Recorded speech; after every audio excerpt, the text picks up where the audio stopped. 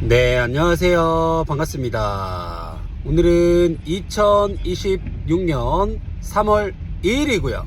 긍정학원 494일차 시작하겠습니다.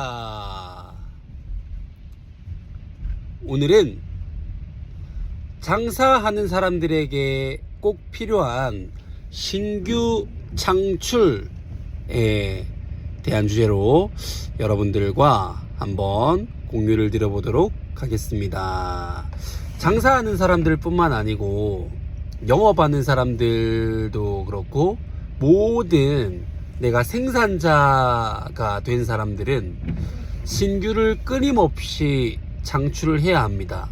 그러니까 그 이유는 뭐냐면 내가 어떤 결정을 할 때 신규 창출을 하지 못하는 사람은 그 결정을 하기가 어려워지고 그 결정을 하지 못하게 됨으로써 결국은 악순환이 반복이 되는 아주 좋지 않은 상황들이 만들어질 수 있다라는 부분인데, 이게 결국은 뭐 매출과도 연결될 수도 있는 부분이지만 조금은 나의 그 가치를 증명하기 위한 또 하나의 또 수단이라고도 볼 수 있고, 뭐 여러 가지 이제 복합적인 부분이지만 제일 중요한 거는 매출이죠. 매출.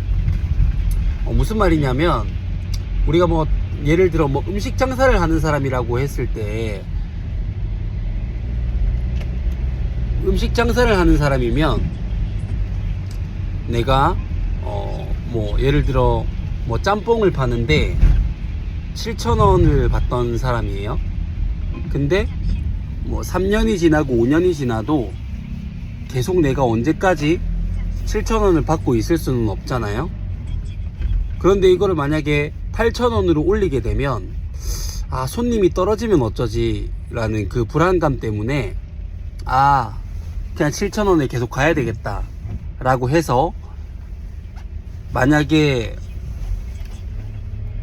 그 올리는 타이밍을 놓쳐버리게 되면 물론 가격 대비 그 이상의 가치를 하면은 뭐 10,000원 정도의 가치를 한다고 하면은 모르겠지만, 사실 10,000원짜리 짬뽕을 내놓고 또는 9,000원짜리 짬뽕을 만들면서 7,000원보다 양을 훨씬 더 푸짐하게 하고 더 맛도 좋게 퀄리티 있게 그렇게 만약에 만들어 버리게 되면 그 7,000원에 사 먹던 사람들이 결국 9,000원 짬뽕으로 언젠가는 옮겨가게 되어 있습니다. 그게 시장의 원리인 것 같거든요.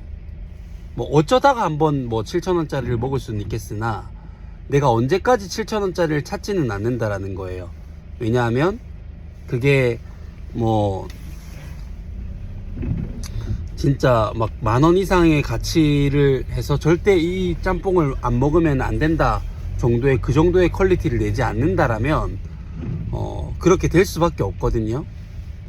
뭐 그런 것도 있을 거고, 참 그 가격을 올리는 게 많은 생각을 들게 합니다. 결국 내가 당장 매출이 떨어지지만 올려야 될 사항들에 올리고 그 한 200~300만 원 정도 떨어지는 그거를 감당을 해내야지만 결국 내가 다시 떨어진 매출들을 올릴 수 있는, 반등할 수 있는 또 그런 순간들이 오거든요. 근데 그 타이밍을 놓치면 그거 자체를 못하게 됨으로써 나중에 또 세월이 흘러서 결국 또 못 올리게 되면, 그러면 영영 나는 이 적자폭에서 허우적거리다가 폐업을 할 수밖에 없는 수순에 다다르게 될 겁니다. 무슨 말이냐면 7,000원을 받다가 한 5년 뒤에 내가 8,000원이나 8,500원으로 올려야 돼요. 근데 못 올렸어요. 그리고 난 다음에 또 한 3년이 흘렀어요. 그러면 그때는 진짜 올려야 되잖아요. 그때는 다른 사람들은 이제 만원을 바라보는 시점인데 나는 그때 올리려고 뭐 8,000원 이렇게 받는다라고 하면 물론 10,000원에 비하면 싸죠. 근데 10,000원은 뭐 가치가 뭐 한 13,000원 정도의 가치를 본다 하면 8,000원짜리를 가지고 내가 13,000원의 그 가치를 내지는 못하거든요. 그러면은 내가 8,000원을 받고 그 정도 가치를 못 낸다라고 하면은 되게 애매해질 수 있는 거예요. 근데 이게 뭐 학원 사업을 하는 사람도 마찬가지입니다. 이게 10,000원을 올리고 뭐 이러다 보면 이제 매출이 뭐 10,000원, 20,000원 또 원비를 인상하면 매출이 좀 빠지겠죠? 그 빠지는 타이밍을 놓쳐가지고 못 올리게 되면 그 아이들이 계속 이 학원을 영영 다닐 거라는 보장이 없잖아요. 그러면은 그때 돼가지고는 월세며 인건비며 모든 것들이 다 올랐는데, 그러면 내가 3년 뒤, 5년 뒤에 못 올리고 한 8년 뒤에 한 번 올리는데 10,000원 올린다. 그럼 다른 사람들은 이미 20,000원, 30,000원이 올라가 있는 거예요. 그 갭 차이를 어떻게 줄일 겁니까?